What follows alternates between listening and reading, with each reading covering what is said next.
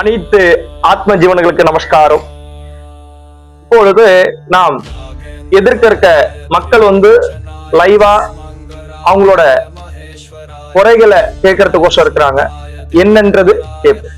சொல்லுங்கண்ணா உங்களோட குறை. ஐயா வணக்கம். ஒன்னும் இல்லை, நான் குடிபோதையில அடிமையாயிட்டேன்.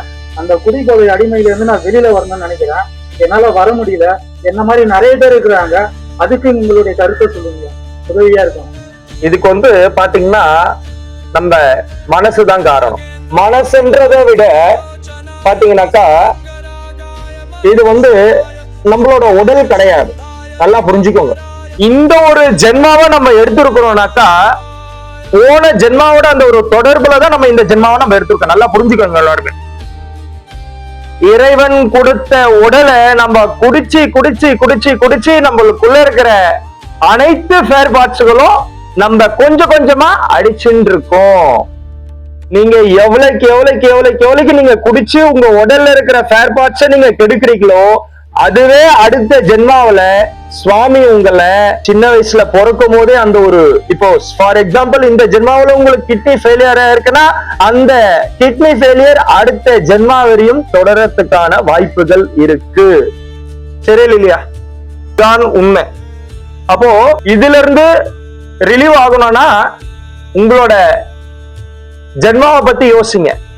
அடுத்த ஜென்மா வரையும் தொடரும். இந்த உடல் நம்மளுக்கு சொந்தம் கிடையாது. மது போதை ஆசாமிகளுக்கு தான் இந்த ஒரு கண்டென்ட். இந்த மது போதையில் இருந்து நாம் ரிலீவ் ஆக வேண்டும் என்று கேட்டதுன்னா ஒரு சுலபமான வழி உண்டு இருக்கின்றது.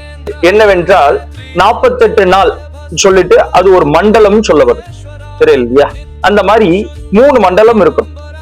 3 மண்டலத்துல நாம் என்னென்ன பண்ணணும்னு கேட்டதுன்னா ஃபர்ஸ்ட் நான்வெஜ் இருக்கக்கூடாது. சரி இல்லையா? காலையில 4:30 ஜபம் பண்ணணும். காயத்ரி ஜபம் பண்ணணும். அந்த மந்திரத்தை நான் சொல்றேன். அதற்கு முன்னாடி அந்த பூஜை முறைகள்ல சொல்றேன் எழுந்து. காலையில 4:30 நம்ம ஒரு தீபத்தை ஏத்திக்கிறோம். சரி இல்லையா? அப்புறம் ஊதவத்தி, அப்புறம் முந்திரி திராட்சை சுவாமிக்கு நைவேத்தியம் பண்ணணும். காலையில நீங்க குளிச்சுட்டு கீழே ஆச்சரத்துல ஒரு துண்டு போட்டுட்டு அதுக்கு மேலதான் அமரணும்.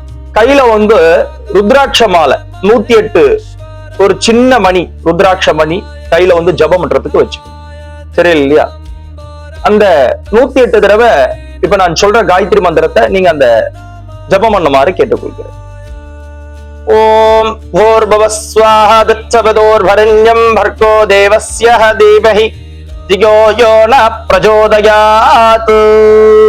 இந்த காயத்ரி மந்திரத்தை நீங்க காலையில 4:30 நீங்க ஜபம் பண்ணீங்கன்னா உங்களுக்கு அந்த மதுவாகப்பட்டது கண்ட்ரோல் ஆக வாய்ப்புகள் இருக்கு.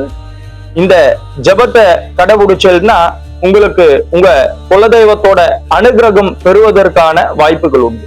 நீங்க ஜபம் பண்ணும் பொழுது உங்க குலதெய்வம் என்னவோ அதை நீங்க மனசுல நினைச்சுதான் ஜபம் பண்ணணும். தெரியல இல்லையா? இதுதான் இதுக்கான பலன். அறிஞ்சுவோம்.